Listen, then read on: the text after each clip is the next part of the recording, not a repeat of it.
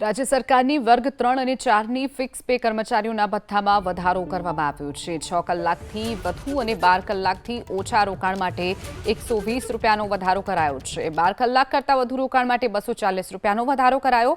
નિયમિત કર્મચારીઓને મળતા એસટી બસ ભાડું અને રેલવે ભાડું મુસાફરી ભથ્થા તરીકે મળશે।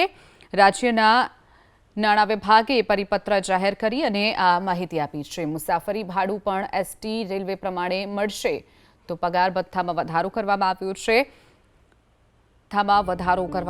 છે। 6 કલાકથી વધુ અને 12 કલાકથી ઓછા રોકાણ માટે 120 રૂપિયાનો વધારો કરાયો છે। 12 કલાક કરતાં વધુ રોકાણ માટે 240 રૂપિયાનો વધારો કરાયો। નિયમિત કર્મચારીઓને મળતા એસટી બસ ભાડું અને રેલવે ભાડું મુસાફરી ભથ્થા તરીકે મળશે। રાજ્યના નાણાં વિભાગે પરિપત્ર જાહેર કરી અને આ માહિતી આપી છે। મુસાફરી ભાડું પણ એસટી રેલવે પ્રમાણે મળશે।